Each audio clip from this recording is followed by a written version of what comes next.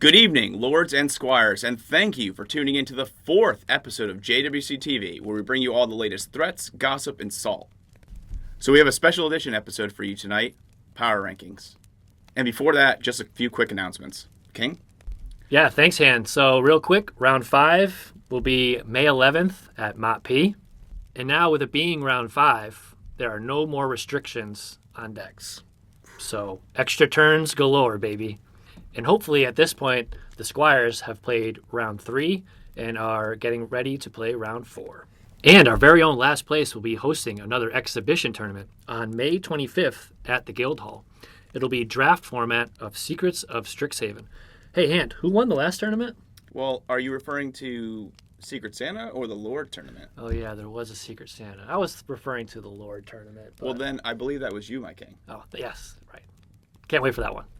And that brings us to our main segment of the evening, Power Rankings. And I'll hand it off to you, King. Yes, thank you, Han. This is an important segment this week. Things are getting very dangerous in the realm. The threats are aplenty. So I figured we should enlist a bit more counsel to get the lay of the land and really threat assess our opponents. And with that, I'd like to introduce to the realm the one and only, the 3-time pre-merger champ, Lord of Whispers.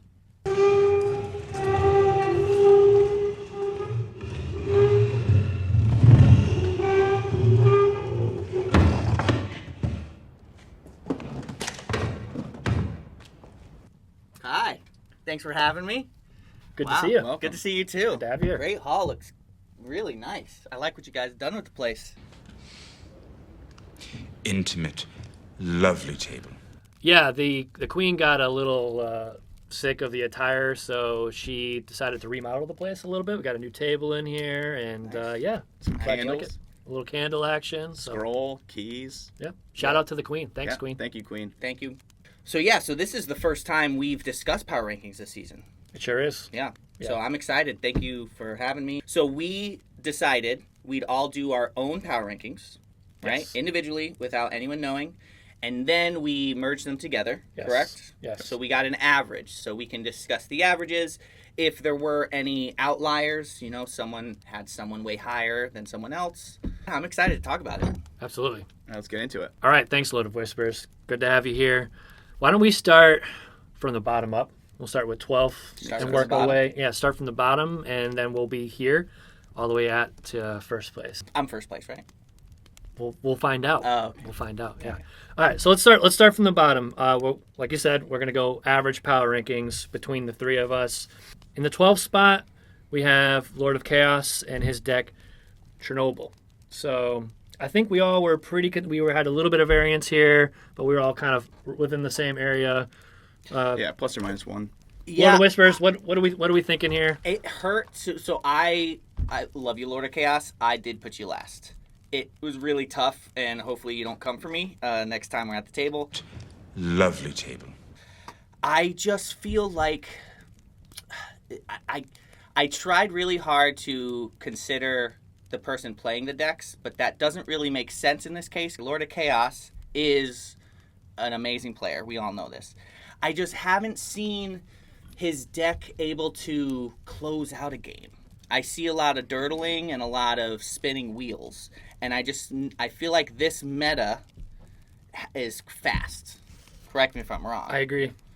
With all the instant damage, the pinging damage, decks have to really have their game plan on and ready to win by turn 6, right? Mm-hmm. I think he probably has that, and I don't know if it's going to be an upgrade or what, because we all know Lord of Chaos, but someone had to be last. Where did you guys have him? But I will say this has probably been one of the hardest power rankings I've ever done. Yeah, because it was tough. the field is stacked. There is a ton of power. So I think even being in the 12th spot, it doesn't mean it's a weak deck at all. Yeah. And I do think that he's had some rough games. Like his first game, he had Darth Ryan and Norrin to deal with a bunch of direct damage, right? Yep, right. His second game, he had the whole extra The turns. Kiki, yeah. Kiki Was fiasco. that allowed?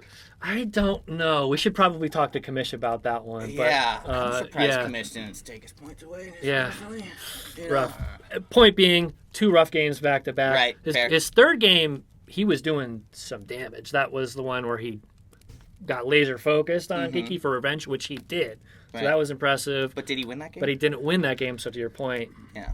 maybe missing the closeout at this point. But, Yeah, that was the one where he wanted the KO for himself. We talked about it. Yeah, Right. maybe the rivalry personally clouded his judgment. A bit, Maybe yeah. he could have gotten that win. Yeah. But Lord of Chaos is historically a late season surge. Yeah. So Yeah. I mean, again, this is the halfway point. So I actually had Lord of Chaos at 10, but still pretty low. Yes, he's not trying to win with Mill, but now you're giving certain people, certain players, a graveyard. And there's a few out there that fuel from that and have some recursion. So there's certain players I feel like that deck may not ever beat. Yeah.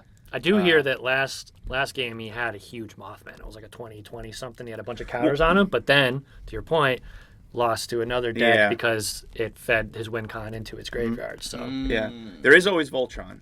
Darth Ryan did lose to Voltron from Mothman, so I would say that there's still, again, still early. Yeah. There's plenty. We'll see how that goes for the rest of the season. thank you, my lords. On to 11th, who on average we had the Jägermeister himself and his army. The devil went down to Jundia. So, Han, you want to take this one first?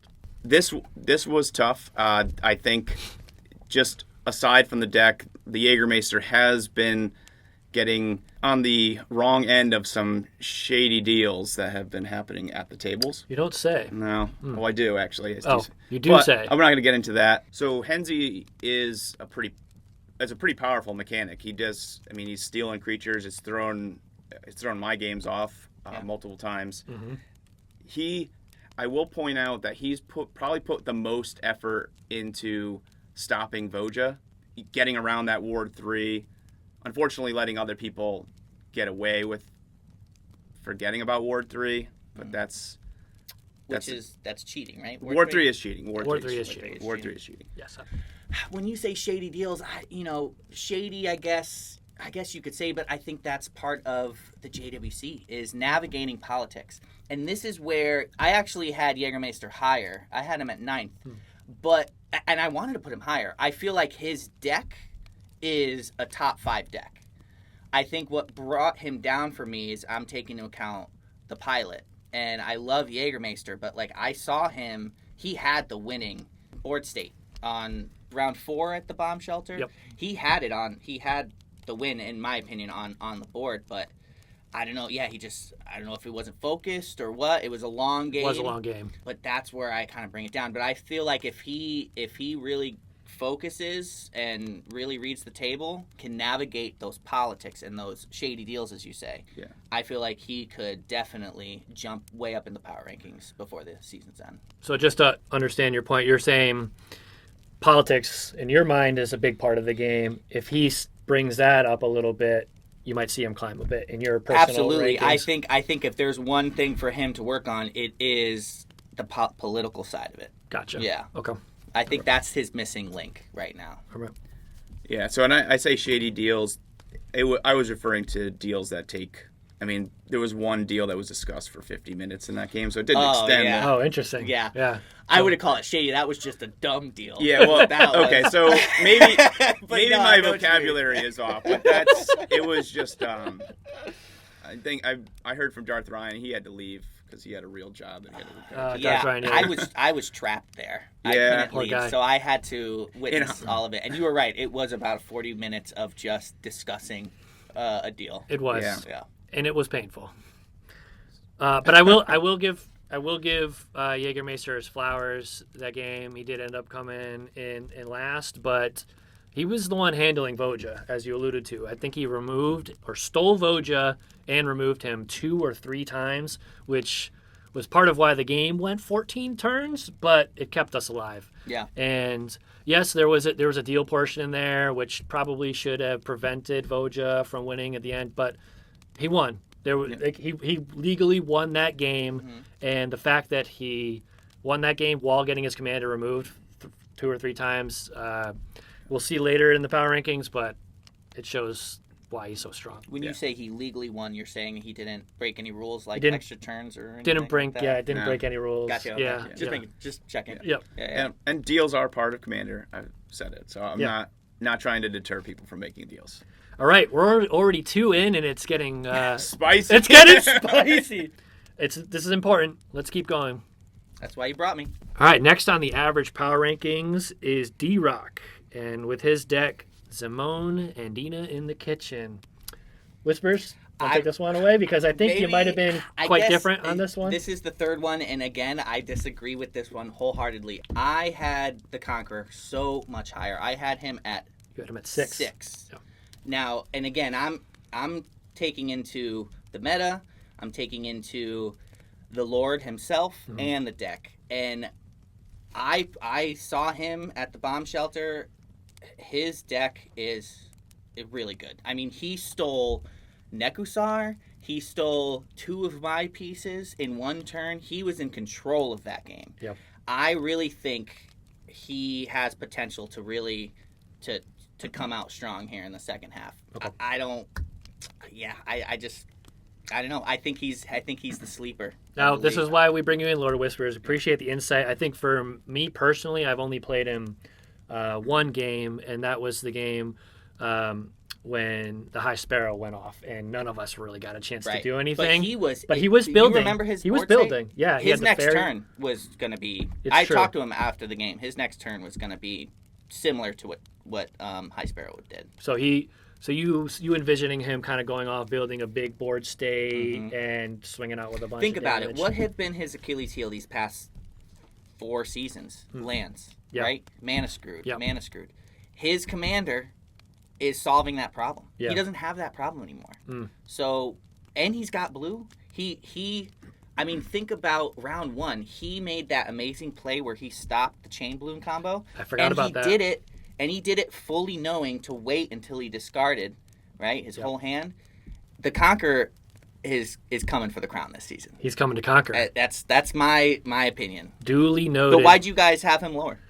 For me, it was probably just a lack of seeing much be done. Like the one game that we played, I did see the setup. Yeah. And again, with how much high power it is here, I have people ranked higher than that I've seen execute kind of on their machine. To me, he seems to have been a turn late, but it seems like this last game he was really getting it going. So that's good insight. I appreciate that, Whispers. Yeah. Did you have anything to add, Hand?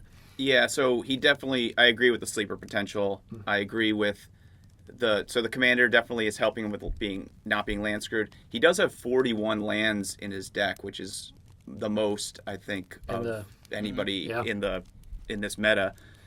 I heard through Darth Ryan, actually, that D-Rock the Conqueror, great game. He was going off. There was a few minor sort of, he may call them misplays, that sort of shifted the game back into Nekusar's favor at the end there. I got to see a little bit more than you did, King. Yep. But yeah, the deck it's definitely has sleeper potential for sure. Definitely. And speaking of the devil on the average power rankings, next we have the infamous Lord of Infinite. And we were all pretty consistent here, maybe within 1 from each other, but 9 seems like a solid spot for him. Hand, what do we got here? Well, it feels like Lord of Infinite is back. I mean, he took 1 season off, I think, to dabble in Goad or something like that. It seems like he's always locked and loaded for a potential turn 4 Infinite, if not dealt with. Yep. The reason I think I put him as low, I mean, I call 9 low, because if it's somebody that can win like that, it seems easy to sort of counter. If someone's paying attention, they can get around it. I mean, we've seen it happen. Yep. And I think everyone sort of always has their eye on Lord of Infinite based on his name. Yep. You don't want to lose turn 4. Yep. Outside of the Infinite, he does make the table sort of miserable. He's got some stacks. Yep. He makes it does. hard to play the game of Magic, which I think attributed partially to why the game went 5 hours. Not just him. Everyone It was a mix working. of things. Everyone was working hard to make that game long and miserable. Yeah, he obviously everyone knows round 3. It was a turn 4, Chain of Smog, Withered Bloom. Right. That was against Voja that week, who had removal in hand and tapped out, which allowed him to win. So naturally, the following week, round 4, he's playing Voja again. Yeah. Lord of Infinite tried to do it again. He tried to do a chain and Witherbloom again. This time, our old 4th place had 2 pieces of interaction in hand, Swords and Path, and was able to stop it. But if he didn't happen to have 2 pieces of interaction and the untapped mana, he was going to do it again. So you're right. Lord of Infinite is back, and he's threatening early. I just, the only reason, was hearing you guys talk about it, it's like, okay, well, why is he 9th? Yeah. The thing that I want to see is, and I haven't faced him yet this season, so I could be totally off base, but it seems like his game plan is Chain of Smog, Witherbloom. Yeah. Right? That's it. So it's like we see it coming, we know what to plan for. Right. Does he have, did he build his whole deck to just get those 2 cards, and that's what he's trying to do every game? Does he have another way to win? Yeah. That's what, until we can see him do something other than that, that same trick. Yep. Because now we know the trick. Yep. And we're going to look for it. And I think that's what's hurt him in the past. He's alluded to there being another way for him to win. As you mentioned, Hand, we've got to see it before he gets higher in the rankings. Yeah. And next, at 8 on the average power rankings, is the Sellsword and his deck, the Bone Zone. So Whispers, Hand and I had him pretty similarly, right around the 8 to 7 range. You were a little bit lower on him at 11. I was. You want to take this one? Yeah, I have my opinions on the matter, but I want to hear your thoughts first. Yeah, so the Sellsword obviously had a slow start this season. He didn't get his commander reveal until round 2, I believe, and really didn't do much for the first 3 rounds. That's 3 straight weeks of not doing much. But I actually had him at 1 because he's always the threat. I'm just kidding. I didn't have him at 1.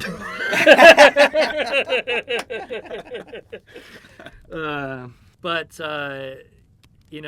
always the threat, and we saw exactly that potential this week in round 4.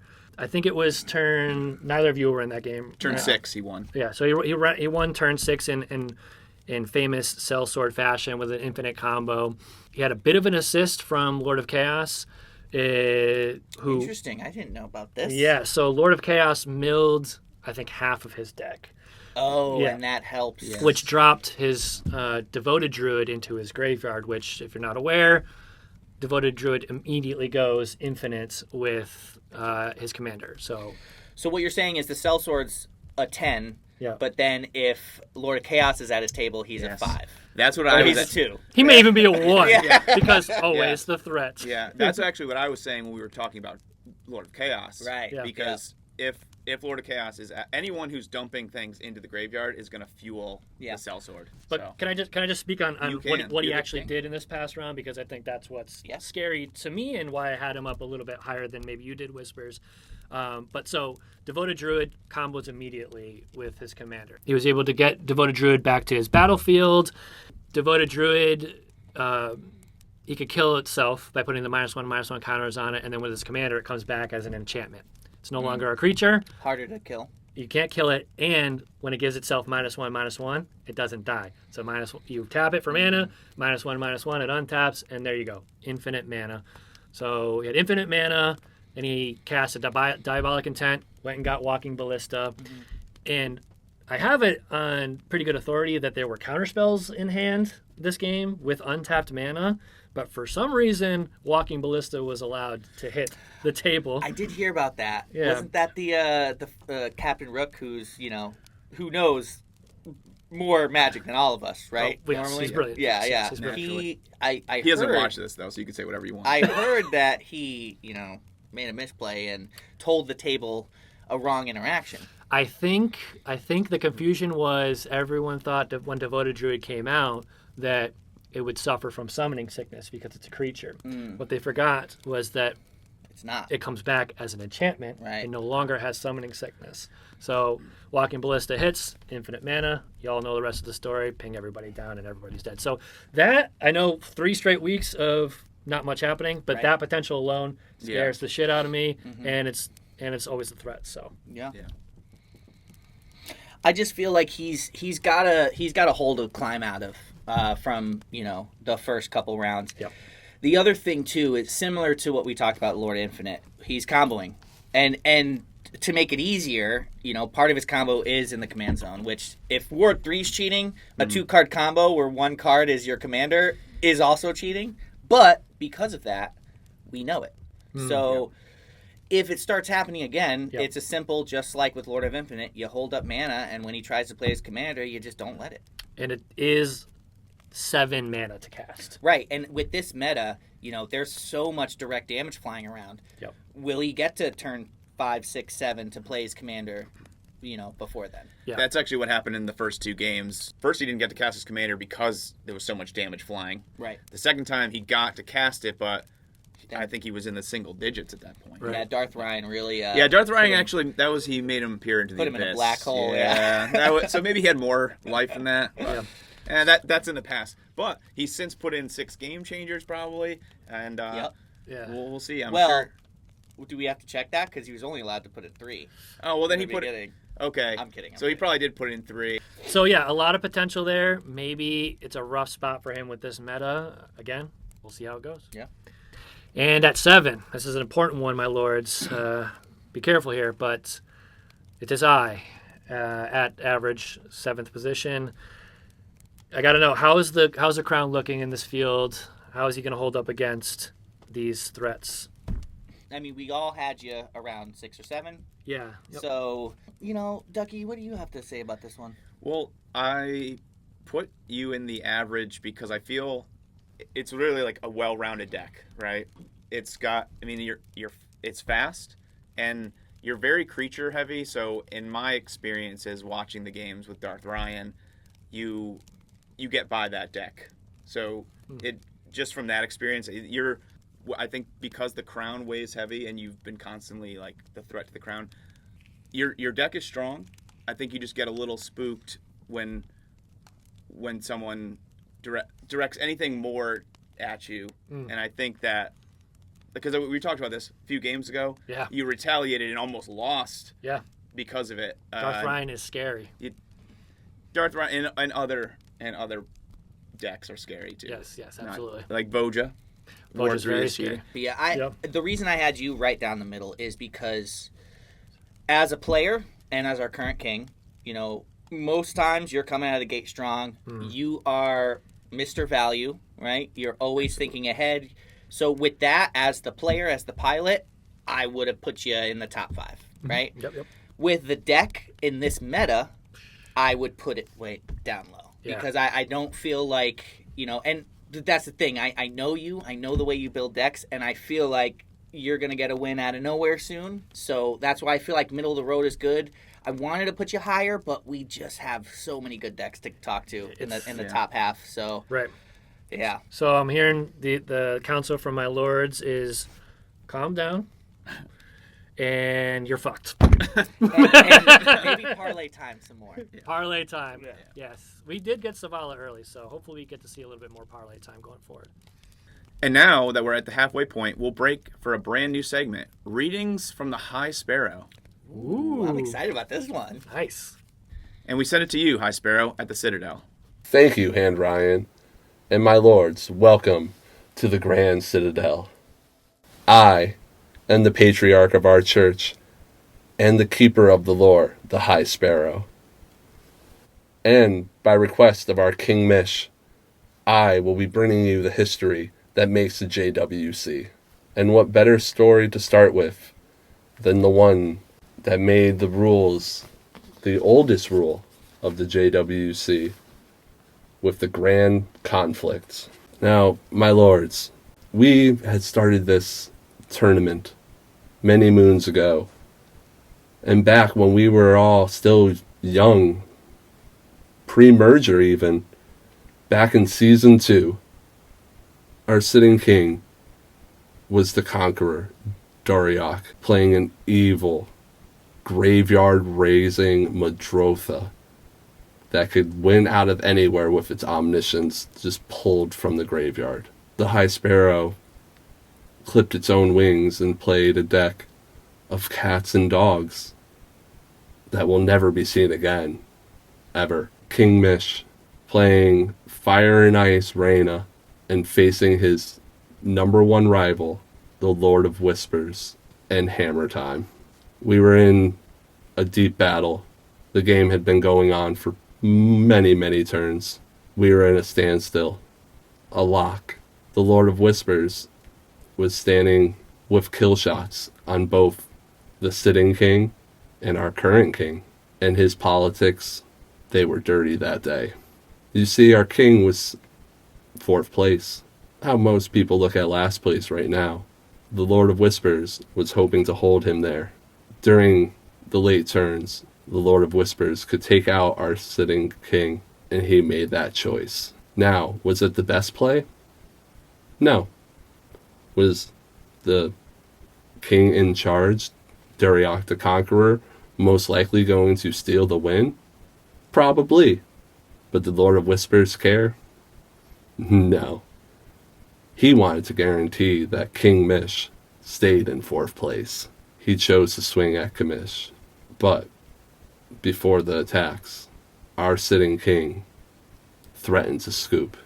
Hammer Time needed these death triggers to go off to be able to do what he was really planning on doing, to try to stop the Conqueror Dariok.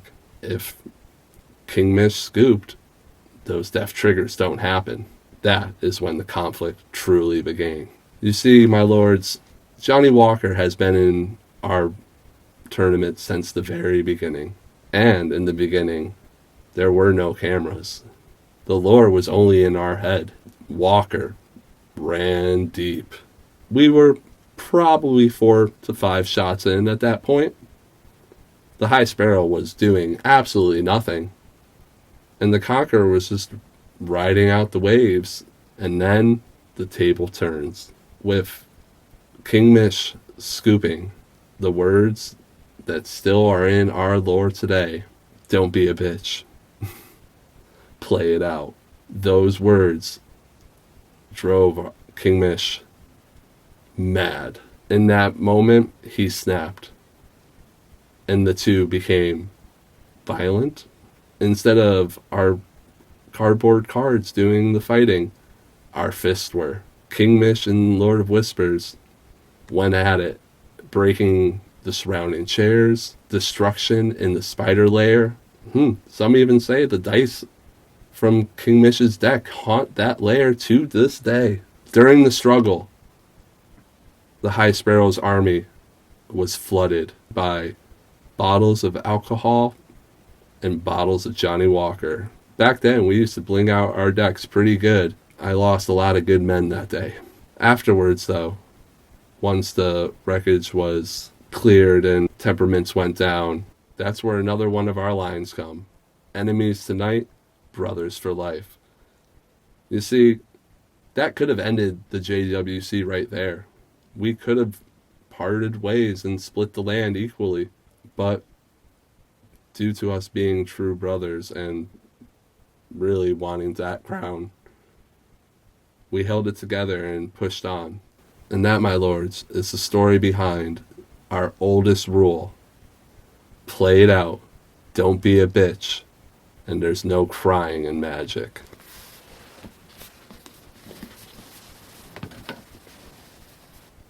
And I'd like to thank the hand and King Mish for allowing me to enlighten you on the lore of the JWC. And I'll throw it back to you in the Great Hall. All right. Thank you, High Sparrow. What an interesting read. Yeah. Wow. That was good. Yeah, Thank I you. love that story personally. Yeah, Me me too. too. Yeah. Now we're at the top half, my lords. Yeah. On to number 6 in the average rankings, and that's the very own Captain Rook and his deck, Manifest Destiny. And you have pretty good experience here with Captain Rook. You want to take this one away? Yeah, so I put him higher than I think both of you did. You had him at 2. Yeah, so he did win twice. Well, he's a good Magic player. He knows King Assault. King Assault. He knows the rules. Some of us don't. So he has won twice. My experience, he can deal with threats. He didn't this past week. I feel like, well, we just talked about that. Him miscuing the counter against the Bone Zone. Yep, it happens. Yeah, but otherwise, the player, Captain Rook himself, tends to skirt around and finds the win. Yep. And I think I put him high because I mean, that makes for a good commander player. So that's hard to argue. Maybe 2 was high, but that's where I put him. Yep, similar story to the last one. Yeah. What do you think, Whispers? Where did I put him?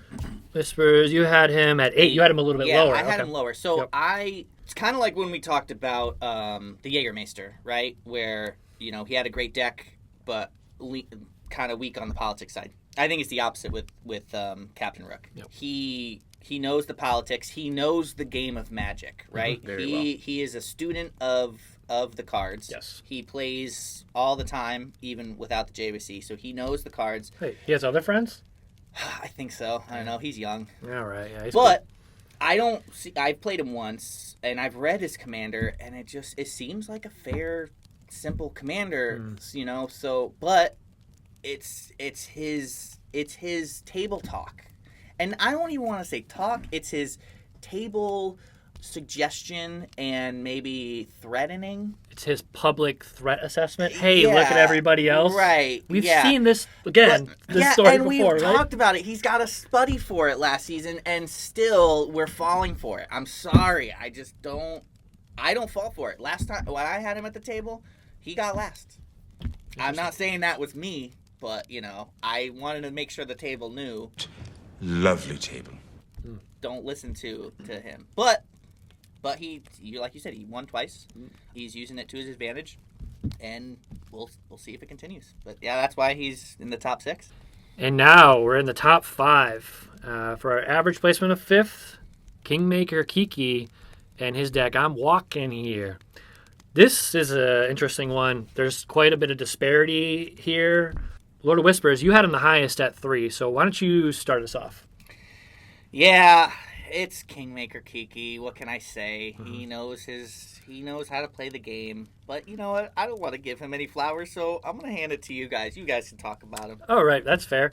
Yeah, Hand, you had him the lowest at 8. I had him right at the average at 5. So, you want to start? Sure. We were just talking maybe 2 episodes ago about him being the threat, or maybe last episode, like one of the threats besides Voja. And I got to see the tapes of both of the last 2 Kingmaker Kiki games. He came in 4th. One time was, I thought he was going to actually turn it around, but he was sort of given that last turn. He should have been taken out, but we already talked about that. This past week, the game was kind of quick in terms of he didn't really get to do his thing. He did have an awesome post-mortem KO. That's true. Yes. That was cool. That was very cool. Can you bring us through how did that go? In sort of, he knew, Kingmaker Kiki knew he wasn't going to, say, win the game. Okay. He knew he was going to get 4th place because of the wheel that was going to be happening, the things that Nekusar was about to do. Right. He was able to put an emblem on everybody where at their upkeep they lose 3 life.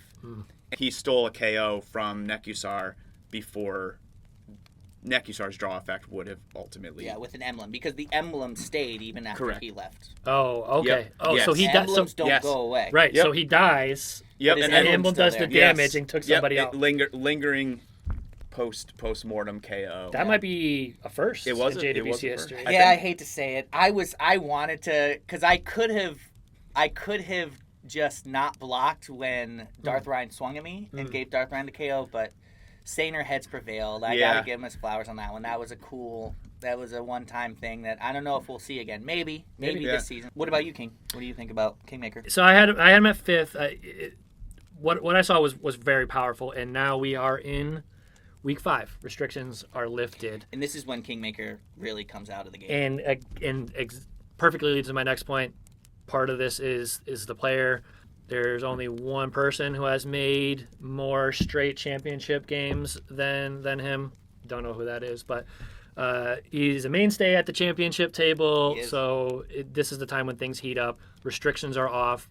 That round 3 was insane. It's insanely powerful. I would have him a little bit higher, but I just got to see how these planeswalkers fare in this creature-heavy meta, right? Yeah. So I think people will start to see how dangerous this thing's going to become. And if he doesn't have blockers, he doesn't have many creatures in his deck.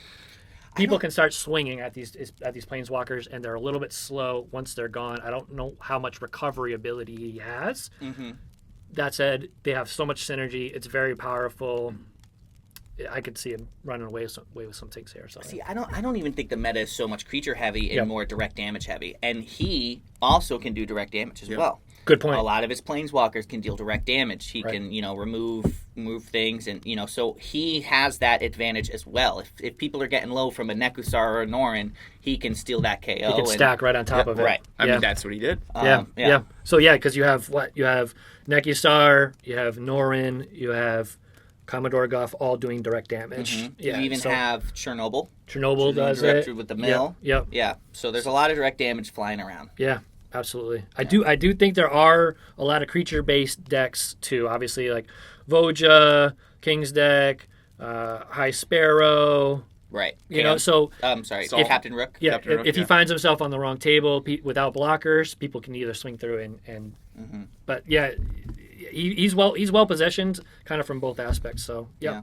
he's at 5 for a reason. I'm sorry. Can I just have the floor real quick? I just Sure. want to say one thing Go ahead, about Lord. Kingmaker Kiki. I was really excited about this season because I was like, I'm going to do something no one's ever done before. I'm going to build a secret commander, and then he has the gall to steal the limelight for me and also do something no one's ever done with planeswalkers. So I see you, Kingmaker, and I'm coming for you. Rivalries. And now we're at number 4 on the average power rankings. Our very own Lord of Whispers and his deck, the Phantom Menace. Well, he's sitting right here, Hand, but Yeah, tell me about how amazing my deck is. do I need to be worried about this one sitting next to him, or can I trust him? Go ahead. Can you just also mention to them that I'm higher than Kingmaker and Kingmesh? I just want to mention In the that. standings? Yeah. Oh, and the power ranking. Okay. So you're saying I should worry about him? All right. Well, so he is higher than you and Kingmaker Kiki in the power rankings and in the standings. And in the standings. And Where is he in the at in the standings? Second place, I believe, 10 points, 3 knockouts. Right. You're typically usually really fast out of the gate, and in some of the games, it's gotten you picked on. True. But, and I would say there's times where it feels like you may lack the ultimate win con, but you're constantly there. You're constantly doing things, so you become the visual threat. Right. And I think what that translates to, you've already gotten it, you'll end up with a lot of second places, and you'll still sneak in some of the wins because you're still doing that ping damage. Yeah. So I think you're in a good place. I think the deck's in a good place. That's why I had you at 3. Yeah, you had one win the first round. Nekusar kind of helped me with that one, but I'll bit. take it. Yeah. Well, But- together, Nekusar and Norin. The tables were Norin and Nekusar. Honestly, when I'm at your table, I'm not mad about it. Yeah. I'm not mad about it because I'm usually also dealing damage, so I'll at least maybe get a second out of it, So So, and then all other rounds, have you gotten second place every other? I got first, second. Yeah, that is the power of second place. It is a very good strategy. We saw Sellsword almost make it to the playoffs, getting second place Yep. every game.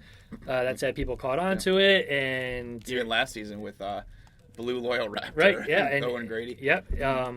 But that's not your strategy here. You have a clear way of closing a game out doing direct damage, and I've only played you once, and I saw it building up in our game. Right. When you had a pinger out with doing direct damage, you had card draw with Norin coming in and out, making a 1/1 as well. and then yeah, So if everything goes to plan, right? In that situation, everything goes to plan. In one turn cycle, I'm dealing 4 damage to everyone. I'm making 4 1/1s, and I'm drawing 4 cards, which is a great, which is a great rate because I'm not paying any mana to do that at that point, right? Yeah, And that was the whole plan for this deck was basically how can I get a lot of value for not having to put in a lot of mana, right? Yep. And so when I came up with that idea, that seemed to work. I will say that the one struggle, and you guys can disagree with me here, but like you were saying, Hand Ryan, out of the gate, I'm great, but what you see is what you get. The 2 damage a turn, sometimes maybe it's 3.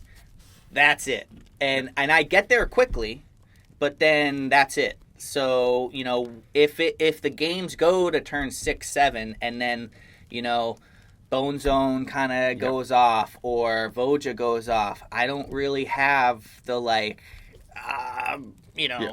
overrun effects. Yeah. Maybe I'll add them, but it's just hard because I have to have so many cards devoted to card draw, so Yeah. many cards devoted to pingers, for this to work. That Yeah, you start to dilute your engine with exactly responses, Yeah. and it's a tough balance for sure. Yeah. Naya doesn't make it ultimately easy to interact with Bone Zone type decks. right. Mm-hmm. Yeah. Again, though, there's a particular player piloting this deck who has also been a mainstay at the championship table. So, yeah, the crown knows, and the crown certainly has their eye on this one. So, thank you, my lords. And at the 3, we have the High Sparrow and his deck, the Panic at the Pond. We all had him pretty evenly ranked here. Lord of Whispers at 4. Hand, you had him at 5. I had him at 2. You want to take this one, Lord? Yeah, I mean, Panic at the Pond, indeed. He definitely, he's got an engine. And it's fun to watch. I hate, it's not I'm going to play these 2 cards and win. There's a lot of thinking.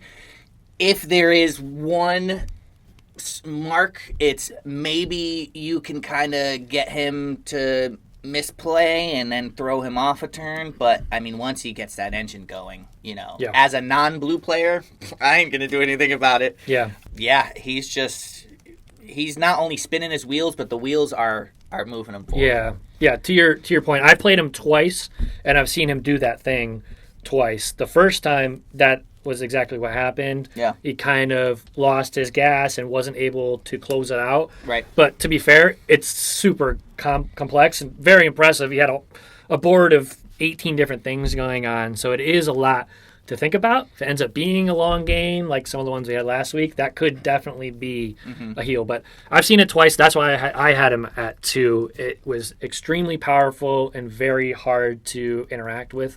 One of his centerpieces to that kind of combo-y thing is an enchantment. That's hard to do. And once it gets going, he has a ton of mana, an endless hand, so he's got blue. Right. He can interact with your interaction and protect his win. And again, seeing it twice, it's very powerful, very scary. He's gotten to it turn 5 or 6, so it's relatively fast, and he can protect it with his blue. I have him at 2 for that reason. It's the strongest and most flexible deck I have seen so far. I like how you say flexible too, because it's even in the sense of, okay, he plays the intruder alarm, which it's able him to go. Yep. Let's say he doesn't have a counter, and you kill that. He's not dead in the water. Right. He's still got other ways to get back. He's still got a massive board state, Helga making him 16 mana. Right. And then he's got the Hound, too, which does the same thing as Intruder Alarm. Right, So. yeah. He's got a lot of different ways. He's got a lot of different avenues to get to that win, which I think is really strong in this meta. Yeah. Hand, anything to add? Well, it's hard to add to those. I'll say why I had him a little bit lower than both of you. Sure. I agree with everything you just said. The game that I got to watch was the game where his engine fell a little short because he didn't have a haste enabler, right? That and trample or something. Yeah, some Yep. sort of way, Yep. so evasion. Yep. That same game though, before he was actually shut down by Nekusar, because he was able to draw. So it was like a very, very small, like niche thing, but it was an Achilles heel to it. So the only reason, other than that, I think the deck is great. Like that's going to be like those 1 or 2 times that really happens. It's not going to really be super effective. Right. So But- very strong, yes. but he, depending on the meta, what kind of table he's at, there might be some answers. He might be shut down. Yeah, but definitely his flexibility. He'll always be there. Because even in that game before he was able to really go off and draw because Nekusar was on the board, he still had a presence. He was just waiting for the dam to break. And You mean like maybe for someone else to focus on Nekusar and take them out so that he could go and try to win? and then realize I have awoken a monster. So yeah. All right. Also, side note, he's got life gain, Yes. and in this meta of pinging, that's going a long way. Yeah, You know? absolutely. And now at number 2, the one I have nightmares about, Darth Ryan. And you got a lot of insight on this guy. What are we thinking here? Well, so I actually had him a little bit lower than both of you. Right, you had him at 4. Interesting. 4, yeah. That's kind of weird. It Yeah. is interesting. So this past game, Darth Ryan really had the perfect start. I mean, a Soul Ring, Mind Stone was out, like Nekusar turn 3. I had him at 4. He's still very powerful. I mean, he gets around a lot of the defenses in this meta. I mean, no one's really anticipating face damage. He is coming off of a win, first win of the season. How did he? Was this the first one of the season? How did he end up winning? So he had a very powerful play. The big thing though is that the other 3 players were tapped out and weren't able to stop the condition on board. There was actually a Magus of the Wheel on board with Summoning Sickness. Right. So basically, if it got back around, we knew it was going to happen. Yeah, Nekusar was going to ping everybody down to nothing. Lord of Whispers was swung at. He did his part. He swung at Nekusar. D-Rock the Conqueror was actually able to steal Nekusar, which seemed like the best thing. It was. Yeah, it was like, oh, yes. And then that was still pinging everybody. So it was the best of both worlds for D-Rock. Right. It moves on to Kingmaker Kiki. He does his turn. He interacts with D-Rock. D-Rock actually blocks and loses a creature, which gives Darth Ryan and Nekusar the option to tragic slip the creature that was holding Nekusar. Oh. Nekusar comes back at Kingmaker Kiki's end step with a wheel on board. Yeah, it was wild. That's hot. Yeah, it was wild. That's hot. Darth Ryan also had Insanguinate, which he had been ramping. Even though it was only turn 6, he had played the Mind Stone. He had the Soul Ring. He spent a turn dropping Signets. Yep. So that way on turn 6, he was able to tap Insanguinate for 7. So that's 9 mana there, leaving the 2 open to sack the wheel. Everybody was tapped out. Kingmaker Kiki was able to do that, steal the post-mortem the kill. Yep. Insanguinate he gains life, so he had 35 life at the end. Back up, gain 21. Impressive. The reason why I put him a little bit lower is because you can see the build happening. It's not just a wheel is 40 damage. It's a wheel, like if you see one thing on board, you can kind of see it coming. Just to play devil's advocate here, though, you know, what you're saying, what you see is what you get. At the end of that game, I was in there, Darth Ryan, you know, he didn't have Nekusar in hand. He didn't have the most life. And then all of a sudden, he got Nekusar wheeled and it was game over. So, you know, it did out of kind nowhere. of, to be fair, we didn't know the wheel was there, but, you know, he's, you know, don't sleep on Darth Ryan. He may play like, you know, doesn't know how to play Magic. Doesn't know how to play Magic, but he does. He does. Mm-hmm. So you're saying keep an eye on that one. We're talking about number 2 out of 12. Yeah. There's a reason he's there. And you had him at 2. I had him at 2. I had him at 2 because not only, you know, I feel like rating the pilots, I think he's a sleeper pilot. I think people rank him lower on a pilot scale, but I think he's higher than that. And I think he knows how to play that. Also, just from the meta perspective, Nekusar is the reason this meta is so much sped up. He is setting the tone for the meta. Correct. When you say? Correct. Yeah. Now, yes, that gives him eyeballs, but he's gotten eyeballs since week 1, and he's gotten 2 wins out of it. And the whispers, one win, and he's gotten a win out of it. And the whispers I heard is this past game, he was getting 3v1. I know. Lord of Whispers came out hot, but then it didn't the focus transition? Look, as Lord of Whispers, I was trying to tell the table. I was like, I've seen this game before. You know, we all got to team up. I did my part. I was swinging at him. Derek was doing his part too. The Kiki, he's not a swinger, so you know. Although he did board wipe, if I remember, for that reason. But in the end, even with that, also all targeting him, he still got the win. Right, so he was getting focus to some degree and still won. So that's certainly there is a way. Yes, you can stop him. You know, swing at him, kill him. But you know, there's a clock. Yeah. With Nekusar. Yeah, from my perspective, being a creature heavy deck, and for some of the other creature heavy decks, if he's on a creature based table, it doesn't really matter. Your blockers don't matter, right? So, but on a creature based table, they could all. Conversely, if you all work together, you can swing at him. So PSA: if you're playing a creature deck, don't hold your creatures back. Swing at him. Swing with him. And now for the number 1 spot. This was the only one where we were all unanimous and all agreed that the top threat in the realm right now is our very own last place. Yep. In his commander, Voja, and his deck, Elvin John's Furry Fury. And there's a lot to talk about on this one. Is there?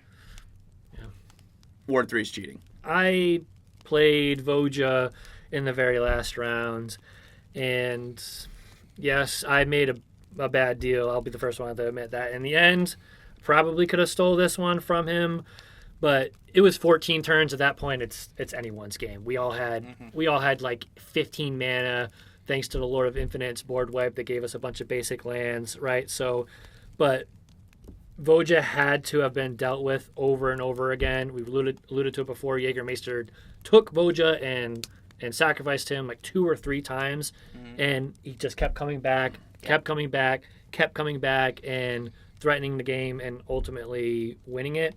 And we're already here, week 4. He's got 3 wins. He's gotten all of his KOs except for the last one. He just got 1 in that one. One of the most dominant performances out of the gate that we've seen before. Since Lord Justicar in season 9. Right. Yeah. So that's the one thing here, maybe holding him back, but wasn't enough for me personally to bring him down. Yeah. We've seen hot starts from the Justice here before in the beginning. Then he gets targeted and falls out of playoff contention ultimately. I but think this is different. this feels different, guys. This thing is imposing. Voja is super strong. It was a dream commander of mine. Sadly, it's good to see it doing so well, but I got to be honest. I am terrified. I think the crown is in danger with this one. Is there any way to stop this? Counter spells. When I did my rankings, right, I looked at 3 things. The deck build, the deck build itself, the person piloting the deck, and the meta. He's top in all 3. Lord Justicar is one of the best pilots we got, right? One of the best deck builders. He's great at politicking. He's great at not coming across too strong, but also making deals that ultimately will benefit him, right? Yep. And with this meta, yes, it's a pinging damage thing, but Voja is just the one downside is you got to turn, right? Because he has sickness, unless he gets haste, right? Which I've seen, but it's not every time, right? Yep. You got 1 turn. If Voja swings 1 time, you're done. You want to talk about a clock? That's a stronger clock than Necrosar. I will say that brings up one of the deck's slight weaknesses that sets him back, and that's a board wipe, because that's when Voja gets big and scary. Right. It's from the Elf Ball and the other creatures pumping him up. Yeah. So that sets him back quite a bit. Voja just becomes a 5/5 at that point. But he got board wiped in this game, and how'd it work out for him? And he still won. So. Yeah. It's got a slight weakness, but it's not much of a weakness. Yeah. And to your point in the politics, he ultimately won that game also on a deal. Yeah. It was a bad deal on my part. I probably, if I say no, simply just say no to his deal, I had lethal on my turn. So I could bring it through the deal if No, I was there. Yeah. I just want to say, and that's why he's one of the best players, because he's also made it apparent where, his deals are more of an ultimatum, right? If you do this, I won't do this to you. And a lot of people bluff. Mm-hmm. Lord Justicar, he does not bluff. Right. And I think you knew that. So if you didn't make the deal, then he was like, well, then fine, I'm going to kill you first. It was a very strong case. Could've. Yes. He basically was threatening. I had a pretty imposing board state. On my turn, if it got to my turn, with my board untouched, I had lethal to everyone because I had flyers from Felisa. He was threatening to mess that up. Mm-hmm. So it's a 5-hour game. At that point, he's saying, I figured he could kill one thing, which would be my doubler, which would have doubled all my Inklings. But he's going back and forth, right? So he's saying, I'm going to ruin your board state if you swing at me next turn. Right. So if you don't swing at me, I won't ruin your board state. I'm like, if I don't swing at you next turn, you're just going to swing out on me and kill me on the following turn. So that was the back and forth for like 40 minutes until finally he said, all right, I won't swing at you for 2 turns. Right? So in my head, I'm like, well, in 2 turns, I'll still have enough flyers to swing over and kill him. So at that point, it's like, whatever. Take the deal. We'll go forward with it. Sure enough, on his turn, he draws a Rishkar, which draws him a shit ton of cards off of his big Voja. And there was only one thing he needed to basically stop me, and that would be a board wipe. Sure enough, he draws a board wipe. Wipes me. Doesn't swing on me on the next turn, like he said, but all he needs at that point, my board's done, get back to his turn, and he swung on me for lethal. So, well played. Last place. He's coming with every aspect of his game this season. And that's the thing, even last round, he was clearly the strongest guy. Everyone knew it, and it was like we all got to target him, and he still got the win. So until I can see a way to stop him, I don't see that happening. He's going to be locked into the playoffs, probably the earliest we've ever seen, unless we figure out a way to stop it. And any ideas? How do we stop this? So, yeah, I don't have much to add other than obviously the Ward 3 is cheating and the counter spells. But I do think that we didn't quite technically see the full thing from Voja because I think he let a Ward 3 go. I think a Beast Within got through, but that's a topic for another day. That probably might be a story for another day. Just going forward, if someone tries to target him and doesn't pay for the ward, it's countered. Correct. I think in this game counters. The confusion no more takes backsies. I'm looking at you, Captain Rook. Yeah. I think the confusion in this game was the counterspell portion of it was forgotten and it was deemed an illegal target, so it was redirected. But that's not how ward works. It gets countered. So next time it gets countered if it's targeted. Yep.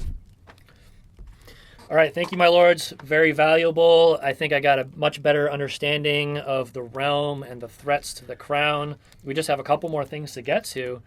For our viewers at home, we have a little trivia question this week. The first person to answer this question, starting on Monday, will have a little prize coming their way the following week. So Lord of Whispers actually asked you ahead of time to come up with a trivia question for us. You want to shoot the people with it? Yeah, unfortunately, since I'm here, I can't be a part of it, so I figured why not make it about me, the main character of the JWC. Makes sense. So this one's a tough one because you can't look it up. So the question is, what is the stat that won me my Spuddy last season, season 12? Ooh, all right. So again, first person to answer this correctly will win quite a nice prize. Thanks for that, Lord of Whispers. And again, thank you for your wise counsel on the realm. Yes, the crown is truly appreciative of that. All right, get the fuck out of here. Yep. All right, bye. And remember, kill Kingmaker Kiki first. So there's just one more thing to do. Everyone's favorite segment. Time to open a pack. Yes. And as we alluded to last episode, we have ourselves a Lorwyn Eclipse booster pack to open. And I'm pretty excited about this one. First, real Magic set we've had in a while after all those Universe Beyond sets. And, this isn't it's not the newest one, all right? But I think next episode, are we planning on getting back on track with... Secrets of Strixhaven. Secrets of Strixhaven. We'll hunt that down. It's been a little elusive for us, but we said the new set's working back. So we're working back, then forward, then back. Yes. All right. We'll get there. Lorwyn Eclipse today. Let's get into it. All right. From the front. From the top. From the top. All right. Lorwyn Eclipse, freshly sealed collector booster. Let's get it.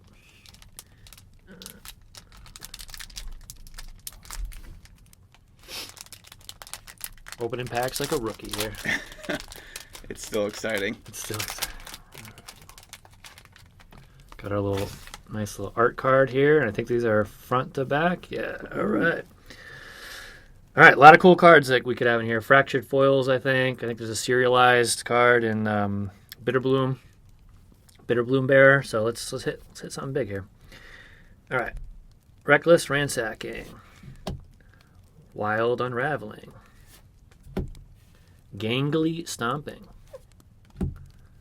Great Forest Druid. Burning Curiosity. Flock Imposter. Look at that dude. He's freaky. Luminolisk. Definitely said that right. Sizzling Changeling. Ooh, another Changeling. Yep. I wonder what deck that would go in. Well, I can think of one. Eclipsed Elf. Could go in some decks too. All right, we got our islands. These are kind of sick. Yeah, the lands have been really great. I'm digging as the of- lands. Yeah. Oh, look how the moon's reflecting. The moon's reflecting, and these little caves are like reflective. That is freaking sick. Wow. I haven't seen these either. Most powerful card in Magic, right? Right there, Island baby. All right, our first rare, Glen Elendra Guardian, flash flying. This creature enters with a -1/-1 counter on it. Pay 2, 1 blue and colorless to remove a counter from this creature. Counter target non-creature spell. Its controller draws a card. Not horrible. Yeah. All right, do we have more rares? I don't know.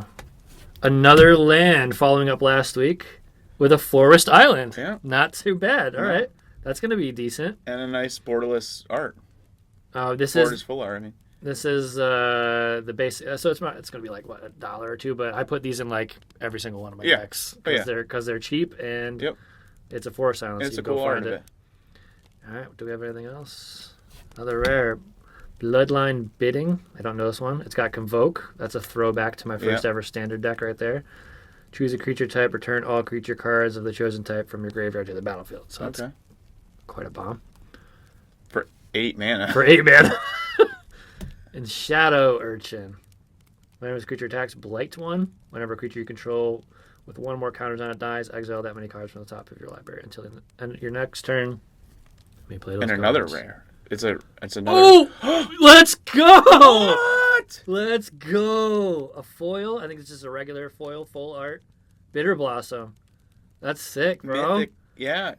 At the beginning of your upkeep, you lose 1 life and create 1/1 Black Fairy Rogue creature token with flying. That's a pretty good hit, I Yeah. think. I think so. That's pretty sick looking too. I'm liking this art. Our art card on the back.